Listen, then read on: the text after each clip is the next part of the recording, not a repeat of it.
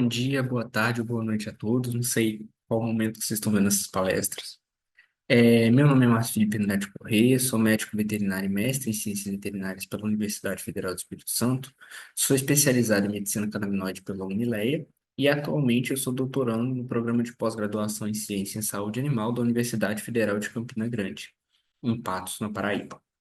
Eu atuo especificamente na linha de pesquisa em oncologia, principalmente oncologia clínica e também um pouco na cirúrgica, e eu vou conversar com vocês sobre TVT canino.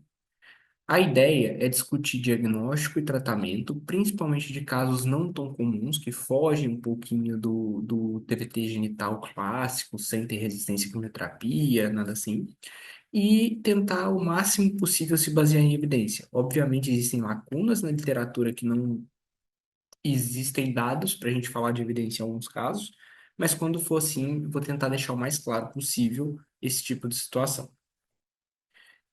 Iniciando então sobre a questão da introdução, eu vou falar sobre as nomenclaturas do TVT. Não vou falar sobre todas, porque existem várias na literatura.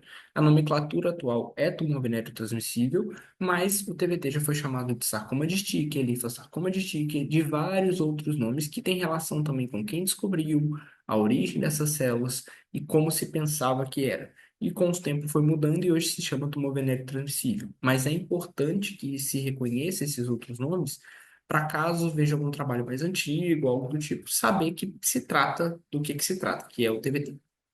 Então, em relação à origem, hoje, das informações mais recentes que temos, apontam que a origem do TVT é de células somáticas primitivas, que datam aí de 4 mil anos para trás, e elas vieram do coiote para o cão por um processo de introgressão.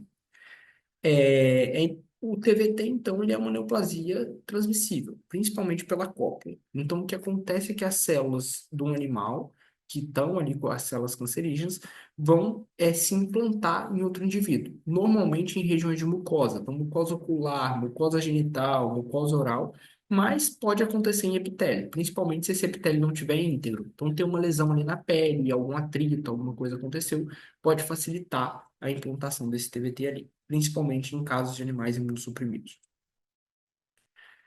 Aqui eu trouxe dois trabalhos, esse é o primeiro deles, que vão falar sobre a origem do TVT. Então, esse trabalho foi publicado na Science e é intitulado Somatic Evolution and Global Expansion of an Ancient Transmissible Cancer Lineage. Eles tratam especificamente sobre a origem. Como não é o foco dessa palestra, eu não vou entrar a fundo sobre esses dados, mas quem quiser ler na íntegra os trabalhos, basta acessar esse artigo. Esse outro também vai falar também sobre a origem, foi publicado na Cell Research, e basicamente eles apontam situações muito parecidas. É até interessante a leitura desses dois trabalhos. Esse outro trabalho aqui ele já vai tratar um pouco melhor sobre epidemiologia, sobre tratamento. Ele foi publicado na BMC Veterinary Research e o que foi feito foi solicitado respostas de veterinários em diversos países para saber a situação do TBT. Então, com isso, eles tiveram vários dados. Eu trouxe para cá a estimativa de prevalência que eles tiveram com essa consulta aos veterinários. Então, se for observar, o TVT ele é distribuído mundialmente, em quase todo o país, quase todo local. Alguns locais não têm dados, claro, mas a gente tem relatos de TVT ali acontecendo. O que é importante falar é quando a gente olha para o Brasil. O Brasil está relatado com uma prevalência aqui estimada de 1 a 3%. Mas esse dado ele pode ser muito errado quando a gente generaliza, principalmente quando a gente observa onde estão as pessoas que responderam. Então, no Brasil, quem respondeu sobre o TVT está principalmente localizado no sul e sudeste do país. Então, pode ser que em alguma localidade esse dado seja ainda maior ou então menor, isso vai variar. É importante ter isso em mente. Mas o que foi observado é que na América do Sul como um todo, o TVT parece ser mais prevalente do que nos outros continentes. Falando especificamente da epidemiologia aqui no Brasil, tem um estudo recente que foi publicado na Preventive Veterinary Medicine, foi feito pelo pessoal da UFMG, onde eles fizeram uma revisão sistemática voltada para a questão epidemiológica do TVT. E aí eles trouxeram vários pontos interessantes, mas dois que eu quis chamar a atenção foi o seguinte. 19 estados mais o Distrito Federal têm casos relatados de CTBT, reportados na literatura, né? O maior número de casos está registrado no Sudeste. E aqui é importante raciocinar sobre uma coisa. Normalmente, a questão de pesquisa é muito fomentada na região Sudeste do país. Então, por isso, o maior número de casos registrados no Sudeste, porque o maior número de casos publicados estão aqui. E os estados que não têm relato publicado, não quer dizer que não tenha doença. Pode ser que só não tenha um estímulo para publicação. Pode ser que falte estrutura para poder atender esses casos em instituições de ensino, que normalmente são quem acabam publicando. Então, isso não quer dizer que seja ausente, certo? Em relação à epidemiologia, muito do que eu vou falar aqui foi tirado do último estudo, que eles acabam simplificando, né? Eles sistematizam, então fica mais sintetizado esses dados. Em relação à raça, não existe uma predisposição racial. Conforme o local que tá, é na Índia, pode ser que seja uma raça mais prevalente, na China vai ser outra, no Brasil é outra, dentro do próprio Brasil, as regiões podem ter uma distribuição um pouco diferente. Mas, de uma forma geral, no Brasil, os SRDs são os que estão mais reportados. Pode estar relacionado com o fato de, primeiro, ter mais SRDs, e outra coisa também que está muito relacionada é que muitas vezes SRDs têm acesso à rua, que é um fator conhecido de risco para o desenvolvimento de TVT. O sexo. Não existe uma predisposição sexual, mas no estudo no Brasil especificamente foi reportado que as fêmeas são em torno de 63% quando comparado com os machos. Existem outros estudos que avaliam tipos específicos de TBT, como por exemplo TBT oronasal, e apontaram que os machos são muito mais prevalentes desse tipo de tumor, e relacionaram com o comportamento de estar cheirando ali a fêmea, e por conta desse contato da narina com a vulva acometida, acaba tendo a implantação da célula. Então, o status reprodutivo também vai influenciar, uma vez que animais que são castrados tendem a procurar menos fêmeas, e fêmeas também vão ter menos, vai ser menos receptiva para macho. Mas isso não quer dizer que animais castrados não desenvolvam, quer dizer que são menos propensos. E a localização geográfica, isso é bem importante, dependendo do local que você está, se tem mais casos de TBT, é maior a chance de desenvolver, uma vez que a neoplasia ela é transmissível. E aí a gente entra num ponto bem importante dentro dessa epidemiologia. Dentro desse todo contexto de animal que tem acesso à rua, animal que não é castrado, muitas vezes vem animais que são até mesmo de rua, não tem tutor, ou que o tutor pode não ter condição financeira de manter esse animal dentro da sua própria casa. Então, o animal sai para procurar comida, alguma coisa assim. Então, a limitação financeira por parte dos tutores é comum no TVT. E muitas vezes nós, como veterinários, vamos ter que adaptar o tratamento e adaptar o que a gente pode fazer em cada caso. Normalmente, o que é observado? Macroscopicamente, o TVT ele é descrito como uma lesão sanguinolenta, com secreção sanguinolenta, friável, que se solta com facilidade, se desprende muito fácil. É, esbranquiçada, avermelhada, vai depender, mas um aspecto de couve-flor. É isso que traz a literatura.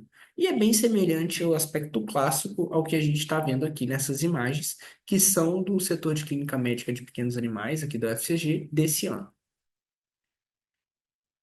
O diagnóstico, normalmente, o diagnóstico mais comum do TVT é a citologia. Isso não quer dizer que não existam outras formas diagnósticas. Existe histopatologia, existe imunistoquímica, existe PCR, mas, de uma forma geral, na rotina de atendimento, essas outras formas são utilizadas como complementar. Até porque existem trabalhos que indicam que, como a citologia evidencia principalmente a célula, é o foco principal, ela se torna melhor do que, por exemplo, uma histopatologia para definir o TVT.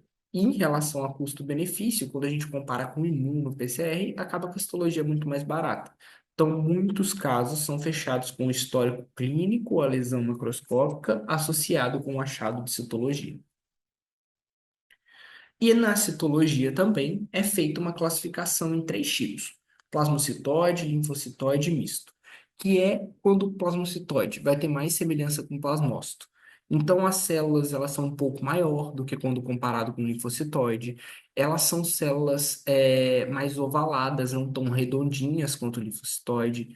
Quando se fala de citoplasma, o plasmocitoide ele é mais abundante. Então, existem algumas características. Os nucleolos normalmente é evidente, múltiplo, ou nos plasmocitoides, enquanto no linfocitoide ele é pequeno ou até mesmo ausente. E tudo isso aqui, no final, eu gostaria que prestasse atenção nesse prognóstico geral, que é relatado que o plasmocitoide ele tá associado a maior agressividade, enquanto o linfocitoide está associado a melhor resposta ao tratamento. Só que aí existe um ponto importante, que é o seguinte: agressividade e resposta ao tratamento são coisas diferentes. A gente vai tratar disso um pouco mais para frente, para que fique bem claro, mas realmente os estudos trazem o plasmocitoide como um subtipo mais agressivo e realmente parece ser em alguns pontos. Mas resposta ao tratamento é outra coisa à parte. E aqui é a imagem de cada um dos tipos. Então, nessa imagem A é desse trabalho, tá certo? Que foi retirado, publicado no Arquivo Brasileiro de Medicina Veterinária e Zootecnia. Então, nessa primeira imagem, o que a gente observa é o subtipo linfocitoide. Então, se observa células mais redondinhas, citoplasma menos abundante, nucleolo menos evidente, enquanto na B, que é a setinha vermelha, ela está apontando, se for observar, o citoplasma bem evidente. Então, um citoplasma muito abundante. O núcleo, ali também, a célula não é tão redondinha, o citoplasma, se for reparar, deixa ele meio ovalado e é bem maior do que a outra célula. Então, essas características que se observam para classificar. E como que funciona a classificação do misto, que está ali apontando para uma célula de plasmocitoide e outra linfocitoide? Isso depende de ter 60% ou mais de um tipo. Então, se não existe essa diferença em proporção, vai ser classificado como misto, porque tem as duas celularidades mais ou menos em quantidade igual. E aí entramos num ponto importante que é o tratamento. Recentemente saiu um guideline sobre tratamento, né, com uma revisão sistemática e meta-análise, que é o nível mais alto que a gente tem dentro da evidência, né, sobre alguma coisa. E o que ele mostrou foi o que os estudos já traziam, que a vincristina é o tratamento medicamentoso que tem menor tempo até a cura, então é o tratamento de eleição. E a cirurgia, ela parece reduzir o tempo de tratamento. Tem alguns estudos, um é de Farhat, que foi publicado na Pakistan Veterinary Journal, se não me engano, em 2019, mas não 2018, mas tem outros estudos também falando da cirurgia. Só que existe uma discussão muito grande que é o fato de eu ter que submeter um animal a um processo de anestesia, de cirurgia, e ainda depois eu vou ter que utilizar a quimioterapia de forma complementar, tá certo? Então, muitas vezes isso não vai ser um custo-benefício tão aplicável assim. Aí a gente entra no ponto da quimiorresistência. Que é isso? É a resistência que a célula vai adquirindo a um determinado tratamento, ou a vários tratamentos. E se estudou especificamente a resistência à vincristina, já que é o principal medicamento utilizado aí para o tratamento do TVT. E o que foi estudado? Primeira coisa, o subtipo, então se é plasmocitoide, linfocitoide, e viu que não há diferença em relação ao subtipo com relação ao tratamento. Óbvio que a gente está falando de um número limitado de casos, isso precisa ser replicado para vários outros estudos para a gente afirmar que o subtipo realmente não influencia, mas não parece influenciar. E aí, esse estudo ele propôs um sistema de classificação que teve pontos que realmente tiveram implicações no tratamento. Que pontos são esses? Anisocariose, então o tamanho ali do núcleo dessas células, células binucleadas e contagem mitótica. Só que se for observar, está inverso ao que normalmente é esperado de se pontuar numa escala de classificação histopatológica ou citopatológica, né, para os tumores. Por quê? Quando a anisocariose está ausente, que é pontuado. Quando as células binucleadas estão ausentes, que está sendo pontuado. E quando a contagem mitótica está ausente, que está sendo pontuado. Tá, mas isso não quer dizer que essa célula está mais numa fase estacionária, uma fase de regressão, esse TVT está nessa fase, quando a gente fala que não tem uma mesocariose, que a contagem mitótica está baixa? Exatamente. Só que a vincristina, ela atua especificamente na tubulina do fuso mitótico. Então, ela é um fármaco que atua especificamente na fase mitótica, do ciclo celular. Então, se o ciclo celular não está passando por uma mitose tão intensa, concorda que a chance de resposta dessa medicação ela é menor? Então, por isso que é inverso nesse caso do TVT. Então, existe um sentido lógico e esse sentido lógico ele se converteu estatisticamente. Estatisticamente ficou comprovado que essa tabela ela tem sentido. Igual eu falei, existem limitações, tem que ser ampliado, realizado novos estudos sobre isso, mas parece ser o que a gente tem de melhor evidência no momento relacionado à quimiorresistência para o TVT.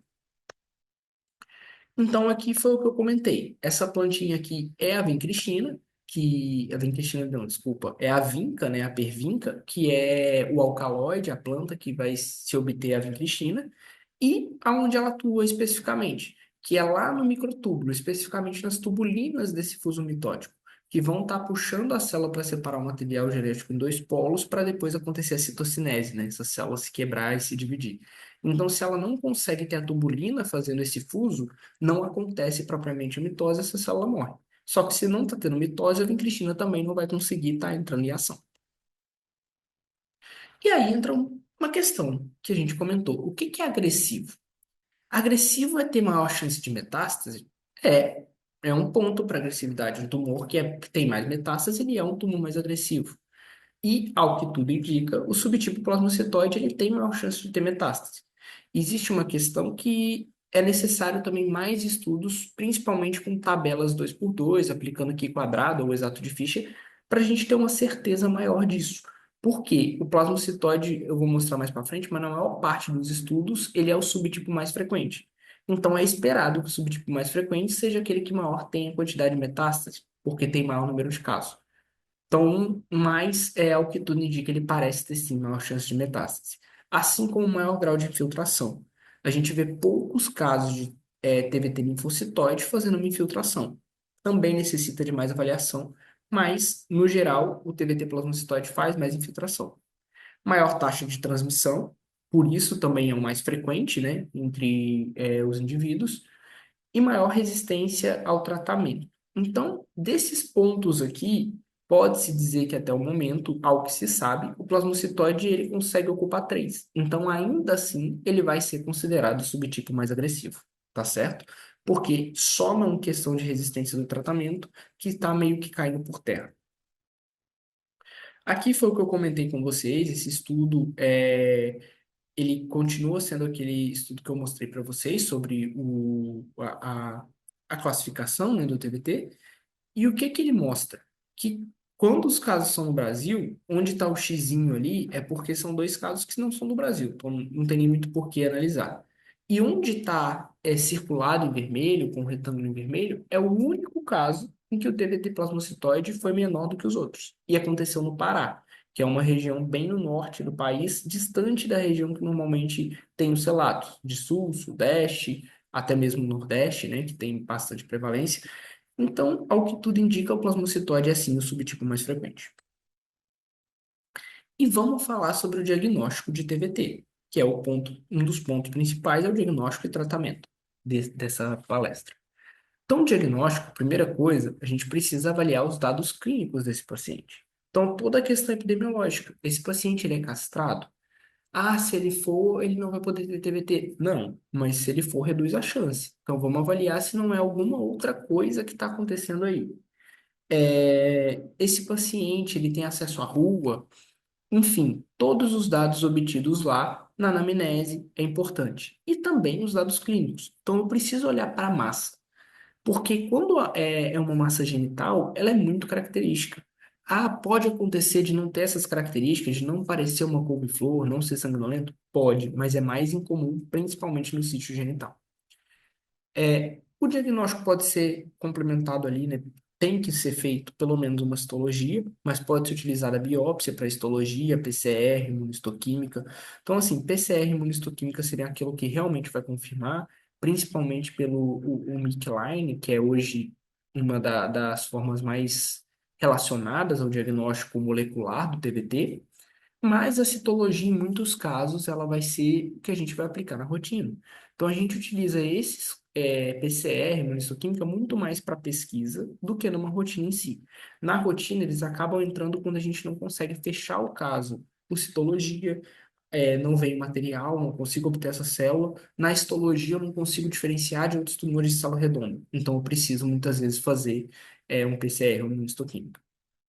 Exame de imagem, tanto para o estadiamento, mas também para avaliar a infiltração desse tumor.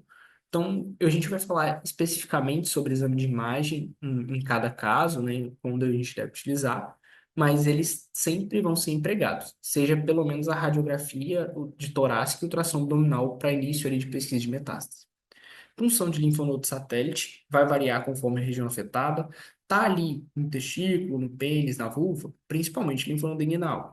Ah, é em cabeça, é cavidade oral, cavidade nasal, olho. É importante a gente avaliar, então, o linfonodo submandibular. Mas isso é uma questão que muitas vezes não é realizado rotineiramente, e se faz mais se houver uma alteração desse linfonodo. Mas a gente já pegou casos em que o linfonodo não estava aumentado, não tinha alteração característica do linfonodo, mas quando foi puncionado o linfonodo satélite havia uma metástase. Então é importante de se fazer, mesmo que não tenha alteração do linfonodo. Escolha da técnica de coleta da citologia, quais são as possibilidades. Então, eu trouxe aqui um imprint e trouxe duas imagens para tentar deixar mais claro isso na cabeça de quem está aqui nessa palestra. Que é o seguinte: o imprint ele precisa de ter uma lesão cerada. Então, essa lesão ela tem que estar com pouco foco necrótico, como essa lesão da vulva aqui dessa cadela. Onde o que que a gente observa? Uma lesão bem avermelhada, sem foco enegrecido. Então, é uma lesão viva que tem muito tecido saudável, saudável assim, né? Tecido vivo que poderia ser de ter celularidade para o TVT. E outra coisa importante, é uma técnica que eu tenho que ter facilidade de repetir se eu precisar. Então, o ideal é que você esteja no hospital, que já tem o próprio laboratório, que você colete, leve para o laboratório, opa, deu errado, vou recoletar. Por quê? Ela é uma técnica mais indolor, ela gera menos desconforto na hora da coleta, mas ela também traz menos material. Então, é uma técnica que pode ser falha. E se eu tenho que levar esse material para o laboratório para confirmar, eu posso precisar retornar esse paciente, atrasar o início do tratamento. Então, depende muito do local e da forma da lesão. Escove suave. Ah, eu fiz o imprint, estou num local que tem toda a estrutura, mas o imprint não deu certo. Escove suave é uma boa opção para se utilizar nesse caso. Então, a escova é aquela escovinha citológica, o suave é a arte flexível, né, com ponta. Nem necessariamente vai precisar ser uma arte estéreo, uma vez que você não está enviando esse material para a cultura. E aqui, um outro caso muito comum da gente utilizar suave e escova é quando a gente fala de TVT nasal. Obviamente, na maioria dos casos, o animal vai ter que ser sedado para permitir esse tipo de manipulação, mas nesse caso aqui, o que está na imagem é desse artigo, que eu trouxe o corte aqui, mas eles não utilizaram escova e suave. Eu trouxe essa imagem porque recentemente a gente pegou um caso que o animal não tinha alteração de aumento de volume nem nada na narina, e ele estava com sangramento há quase 7 meses, no epistaxe há quase 7 meses. Foi feito teste de doença do carrapato, foi tratado com doxiciclina 2 vezes por 28 dias, e nada do animal melhorar, e ele tinha sido levado já em diversos locais até que chegou para a gente. A gente fez e observou que a secreção vinha só de uma narina, a secreção sanguinolenta. Então era só da narina direita nesse caso. E o linfonodo submandibular estava bem aumentado. Então a gente funcionou o linfonodo, fez o suave ali de dentro e bem como a escovinha citológica, e ainda por garantia a gente fez o lavado nasal, que é uma técnica que também pode ser usada para tentar obter material. Uma vez que você vai passar ali aquele líquido, vai succionar de volta e você vai ter uma quantidade de celularidade dentro daquele líquido que pode ser que após centrifugar você consiga algum diagnóstico. E nesse caso deu certo. O animal tinha TVT ali na cavidade nasal e metástase para o linfonodo. Outra técnica, PAF-PAF. Quando eu vou usar? Ah, pode utilizar numa lesão ulcerada? Posso. Mas se eu tenho ali perto o laboratório e tudo mais, talvez não seja tão necessário, porque é uma técnica que você vai introduzir a agulha e já é uma região inflamada e desconfortável para o animal. Então você vai utilizar quando tem muito tecido necrótico e principalmente nisso aqui, que são dois casos que o animal tinha um TVT tão grande que não era possível expor o pênis. E quando você não consegue expor o pênis, você tem que fazer a introdução da agulha é dentro da pele mesmo. Então a agulha transpassava a pele, ia lá na região do TVT, coletava o material e foi assim que a gente fez o diagnóstico desses dois casos.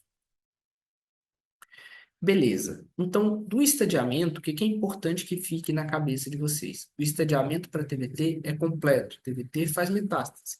Então, tem radiografia de tórax, tem ultrassonografia abdominal, tem punção de linfonodo satélite e tem um exame físico muito detalhado para ver se não tem lesão em pele, para ver se esse animal não tem sinal neurológico, por exemplo.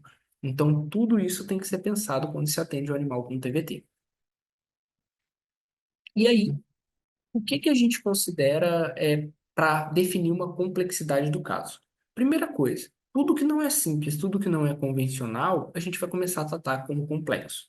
Não existe uma definição hoje exata, isso é um caso complexo de TVT, isso é um caso simples. Mas casos que demandam maior aporte técnico, seja de exame, seja de conhecimento, seja de sair do tratamento convencional, a gente está falando de um caso um pouco mais complexo, tá certo? E aí, o que que a gente vai considerar? Subtipo e aspecto citológico.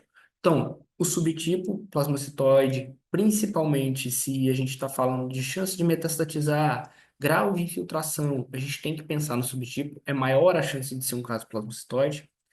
Aspectos citológicos, anisocariose, contagem de mitose, tudo aquilo que a gente viu na escala que está relacionado a uma quimiorresistência. É importante de se considerar. Localização, essa lesão é genital? Essa lesão é na mucosa oral? Essa lesão é na pele? Essa lesão é no sistema nervoso? É no baço? Aonde está esse TVT? É importante da gente considerar para definir se é complexo, se é simples e se o tratamento é convencional. E alguns aspectos clínicos individuais. Então, o que que eu devo considerar de subtipo? Já comentei com vocês, plasmocitoides são reconhecidos como mais metastáticos, são reconhecidos como mais infiltrativos. Então, é uma coisa a se considerar. Quanto à quimiorresistência, ainda não se tem relação tão certa assim com o subtipo, né? Como a gente viu nesse trabalho que analisou especificamente a quimiorresistência. Mas, nesse trabalho, a gente observou que existe relação com a nisocariose, existe relação com a contagem de mitose, não é isso? Então, também tem como avaliar por citologia, pensar nessa quimiorresistência. A graduação é recomendada para o tratamento com a vincristina. Então, assim, deve-se analisar, fazer a graduação por aquele score, a graduação citológica, para a gente saber se esse animal tem mais chance de ter resistência ou não, e já pensar, talvez, num planejamento clínico, num planejamento terapêutico, contendo outra medicação que não só a vincristina, que atua exclusivamente na fase de mitose.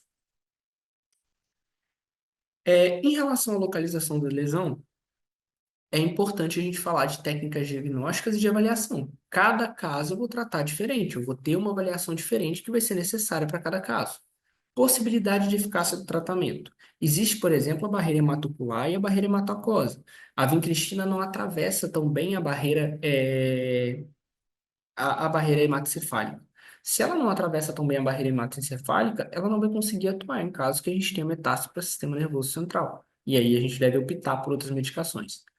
Possibilidade e benefício da cirurgia, dependendo da localização, por que não? Então, aqui é um caso de olho. Esse animal ele foi atendido em 2024 aqui no setor. Ele tinha um TVT na vulva e tinha essa lesão em olho. Apesar de a lesão ser um pouco diferente do que se observa para o TVT genital, isso é esperado, uma vez que sítios extragenitais podem não parecer tanto com o sítio genital. Nesse caso de técnica, foi feito um imprint, mas alguma outra técnica para citologia podia ser válido, só que a gente tem que pensar no risco de lesionar esse olho, a gente não sabe exatamente até onde está nessa profundidade ali da lesão. Então, nesse caso, foi feito só isso.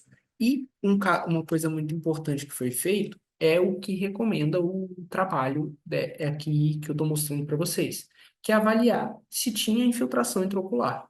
Porque quando tem infiltração intraocular, o que esse trabalho mostrou, após ser 21 casos de TB intraocular, é que quando tem acometimento de úvea, corpo ciliar, coroide, a chance de ter reincidência é muito alta. Todos os casos que tinham foi tratado com quimioterapia e voltou a ter o TVT, e depois precisou da enucleação. Então, pode ser que indicar uma enucleação direta nesse tipo de caso, ainda mais se já tiver um descolamento de retina, esse animal não for recuperar uma visão, esse animal pode se beneficiar mais do que a gente manter um olho que está dolorido e está totalmente acometido. Aqui foi o caso anterior que eu mostrei, onde se vê o asterisco é a massa. Então, além daquela questão externa, a massa invadia toda essa região que a gente observa ali. E na ultrassom, a gente viu que é chamado de sinal de gaivota, que era o descolamento de retina, e também foi observado posteriormente, tanto na macroscopia quanto na histopatologia. Então, nesse caso, a gente recomendou a enucleação baseada no ultrassom ocular, que é um exame de imagem que eu recomendo que seja utilizado nesses casos de TBT ocular. E no sistema nervoso central? Primeira coisa é que muitos casos de metástases para o sistema nervoso central já são poucos, tá? Muitos, assim, dos que temos, que são bem poucos, eles são mais diagnosticados pós-mortem. Por quê? O sinal é inespecífico. O animal vai ter sinal neurológico. E aí, às vezes, você nem tem ou pode ter uma pequena lesão de TBT, só que não chega a imaginar que isso pode estar causando todas essas alterações. Então, assim, ele é relatado como metástase, não é um TVT primário. Ele vai ser uma metástase na maioria dos casos. Então, procurar um sítio primário quando o animal tem sinal neurológico é importante. Desconfiar de um animal que tem TVT genital, por exemplo, e está apresentando sinal neurológico é bem importante. E aqui não tem como. Exame de imagem de alta complexidade, tomografia e principalmente a ressonância magnética tem que ser considerado.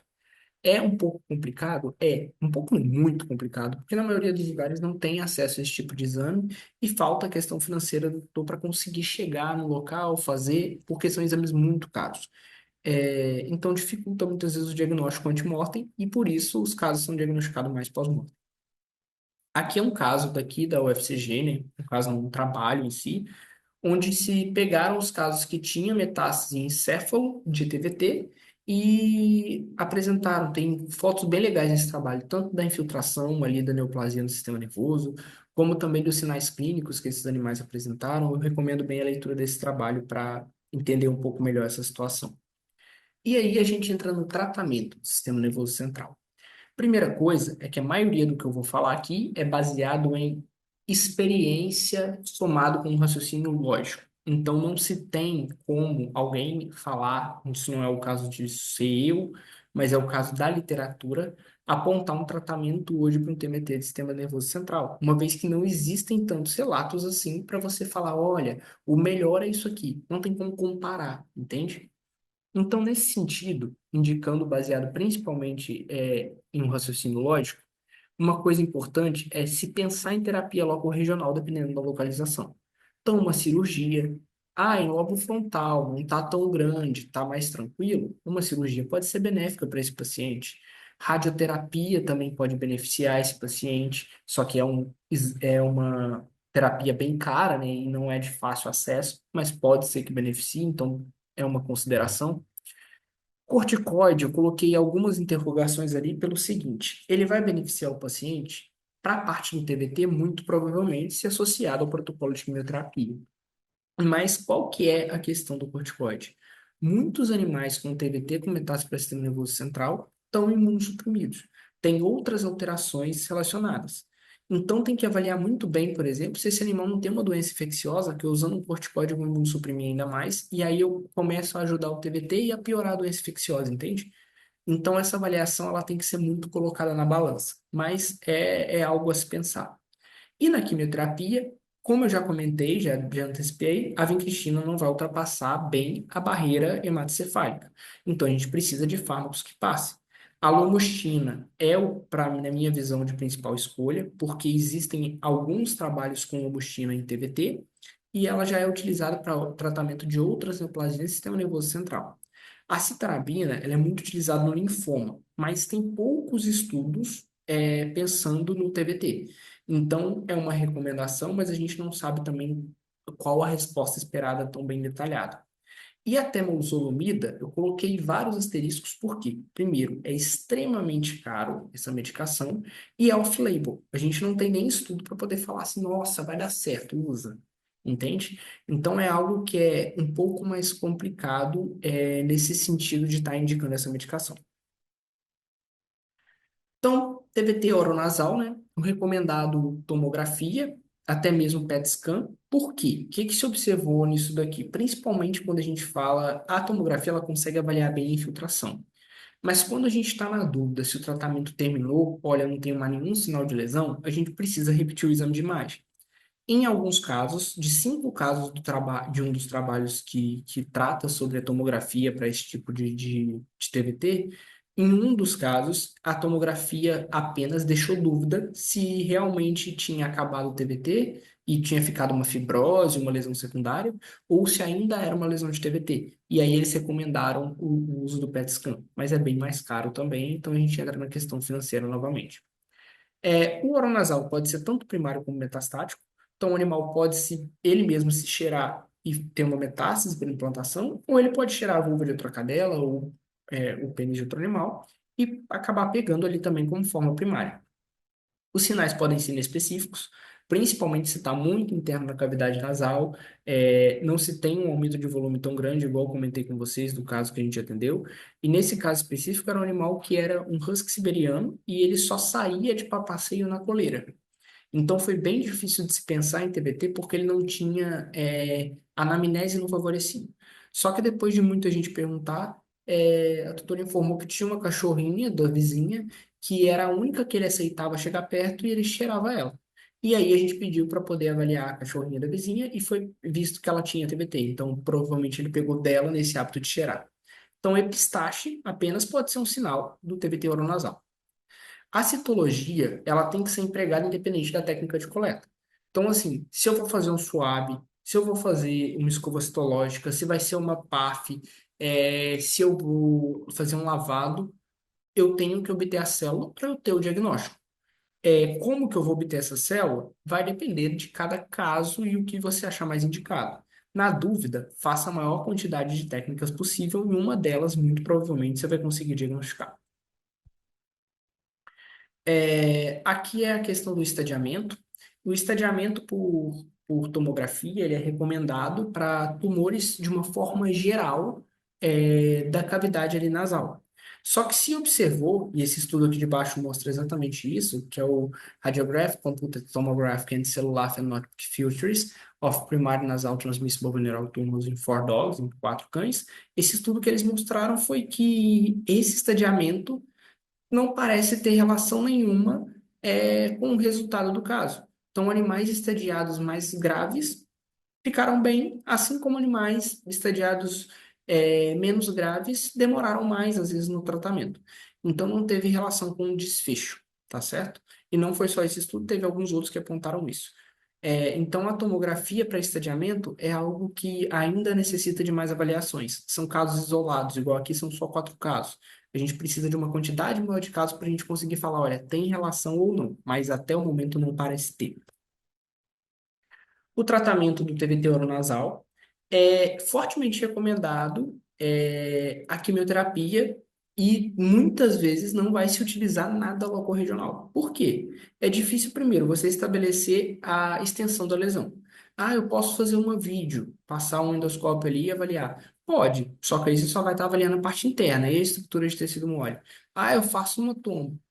Pode, mas a toma também pode falhar um pouco nesse grau de infiltração. Existe esse risco da gente subestimar essa infiltração. Então, assim, e você vai fazer uma cirurgia muitas vezes que é mutilatória no paciente. Então, não tem tanto sentido a aplicação locorregional. Até porque, como é uma região muito vascularizada, o quimioterápico chega muito bem. Então, a vincristina, para esses casos, vai sim muito bem. A maior dificuldade, isso é uma opinião, não é algo que a gente tem baseado em evidência, é determinar a cura e a reincidência. Quando que eu falo assim, pronto, esse animal não tem mais que manter tratamento? Porque muitas vezes eu não estou vendo a lesão. Eu não tenho um tomógrafo para poder estar fazendo, e aí eu estou só coletando citologia. Mas o fato de eu não coletar pode ser que eu não cheguei até a massa. Pode ser que essa massa diminuiu tanto que eu não estou vendo ela, ou então ver um número de célula muito pequeno e não consiga fechar. Então, para mim, essa é a chave maior para a gente fazer. E aí, o que normalmente acaba se fazendo é fazer mais quimioterapias até mesmo do que se precisaria para um caso convencional. Pele e tecido mole, é recomendado tomografia e PET scan para avaliar a infiltração, obviamente, a gente não sabe quais tecidos moles estão sendo envolvidos. Pode ser sítio primário, principalmente se a pele já tiver sido lesionada, né? O animal teve um caso que o animal foi para a rua e brigou e teve TBT ali primário. Ou pode ser metastático, então secundário é um outro tumor. Os sinais eles podem ser inespecíficos e a macroscopia alterada. Então eu posso olhar e não imaginar nunca que é um TVT. Eu vou mostrar um caso desse para vocês e era um TVT. E a citologia ela deve ser empregada, assim como para o TVT da cavidade nasal, independente da técnica, obviamente respeitando os preceitos básicos. A lesão não está ulcerada, que pode acontecer de ter uma lesão em pele não ulcerada sendo um TVT. E você vai lá e vou fazer um imprint. Para quê? Você só vai pegar tecido da pele, sujidade da pele, você não vai conseguir ter celularidade. Então, aqui nessa primeira imagem, é o TVT que eu comentei com vocês que não tinha cara de TVT. Era na região de pescoço aqui do animal e tinha esse nódulozinho. O animal já estava sendo tratado para TVT, a gente foi fazer citologia pensando que era outra coisa, avaliar se não era um mastocitoma, se não era só um adenoma ali da pele mesmo, e era um TVT. É raramente recomendada a terapia locorregional. Por quê? É mais comum que esses animais não tenham essa lesão de forma primária. Normalmente ela é metastática, secundária, por implantação ali da lesão genital. E aí, se é por implantação, qual o sentido de eu já ter que tratar o sítio genital, eu fazer uma cirurgia, submeter o animal à anestesia para tratar o sítio extragenital? Outro ponto é difícil avaliar a infiltração. Nesse caso aqui, por exemplo, no segundo, onde está o animal com a boca aberta, ele tinha uma lesão que saía daqui da região do pescoço, parecia até um linfonodo, a gente chegou a fazer uma biópsia para ver se não era um linfonodo que estava aumentado, pensando no linfoma, só que essa lesão se estendia, esse animal ele estava sedado, tá? Por isso que tá essa foto assim, se estendia até a cavidade oral. E esses pontos avermelhados, chegando a fechar a glote parcialmente, são o TVT ali comprimindo realmente essa glote. Então, como que eu avalio a infiltração disso se eu não tenho uma tomografia? Então, fica complicado o planejamento cirúrgico para esses casos. Por isso, raramente ela é empregada. Outro ponto, responde bem a quimioterapia, na maioria dos casos, porque é bem vascularizado. E a maior dificuldade também vai consistir em determinar a cura. Muitas vezes eu vou ter que usar, tentar tomografia, né, se eu tiver alcance, para avaliar se realmente já acabou aquela lesão. Então, é um pouco complicado de eu falar se realmente acabou, se vai ter reincidência. Então, o que que eu devo considerar de dados clínicos do animal para fechar tudo? Qualquer doença ou condição que possa gerar imunossupressão. A imunossupressão, ela pode, na literatura traz que pode predispor a metástase ao animal, e além disso, o animal ele vai ter maior chance de apresentar sinais clínicos graves do TVT. Então, se o animal ele está imunossuprimido e ainda está perdendo sangue por conta de um TVT, ele vai estar mais chance de estar desestabilizado, de não poder passar por uma quimioterapia. Então, isso é uma condição que a gente tem que analisar para considerar. Outros diagnósticos associados. Ah, o animal tem TVT, mas esse animal estava na rua e foi atropelado. Tá, qual a importância do TVT agora? Deixa isso para depois, entende? Então, assim, se tem outro diagnóstico nada a ver com o caso e ele é mais importante, vamos elencar o grau de importância e depois a gente considera o TVT. Impossibilidade no uso de medicação. É um animal que é patopata, é cardiopata, eu não posso usar alguma medicação específica, a gente vai ter que mexer no protocolo, trocar esse protocolo. No caso da vincristina, é mais comum um animal que tem uma sobrecarga muito grande, principalmente hepática. Apesar de ser raro, já que a vincristina é uma das medicações que é quimioterápico mais tranquilo para a gente utilizar, né? Número de sessões realizadas. Então, um animal que fez de 4 a 6 sessões, já existe uma recomendação de troca, tá, do protocolo. Porque, principalmente acima de 6. Porque a vincristina, por ela agir na tubulina, é o local que tem maior gene de resistência à quimioterapia. Então, é mais fácil esse animal desenvolver resistência. Então, se eu for utilizando muitas sessões de vincristina, eu vou desenvolver mais resistência, e aí, quando eu trocar, talvez já não seja tão legal. Então, assim, 4 já começa a considerar, chegou em 6 troca. Outros aspectos clínicos, eu vou mostrar um deles para vocês, mas tem vários outros que podem considerar.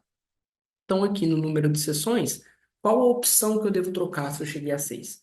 A doxorubicina, que ela vai agir ali na fase S, G2 do ciclo, a ciclofosfamida, que ela age de forma inespecífica, então atua em todas as fases do ciclo celular. Então, assim, eu vou sair daquilo que está atuando só na mitose e vou começar a atuar em várias fases do ciclo celular. E aí eu consigo garantir um tratamento mais completo. Apesar de ser um pouco mais lento a resposta, ele é mais efetivo quando eu cheguei nesse número de sessões. Então, em resumo, eu vou ter que trocar o protocolo. E para finalizar, esse é um caso que a gente publicou aqui da UFCG também, onde é uma condição clínica muito diferente que tinha. O animal, ele tinha metástase para a mama, e nessa metástase no colostro tinha célula de TVT. E era um animal que estava prenhe, estava próximo de ter seus filhotes. Então, nesse caso, o que a gente teve que considerar foi, vamos solicitar que não faça a amamentação pela mãe, se faça uso de sucedâneo, e essa mãe vai entrar em tratamento para TBT. Tanto para ela conseguir ter o tratamento, para não passar pelo leite ou alguma coisa do tipo, mas também para evitar que esses filhotes pegassem o TBT na forma oral, já que estava tendo celularidade de TBT no colostro. Então, eu espero que tenha sanado algumas dúvidas de vocês sobre esses casos um pouco mais complexos. Obviamente é difícil abordar tudo, mas qualquer dúvida pode entrar em contato. Aqui é meu e-mail e eu fico à disposição.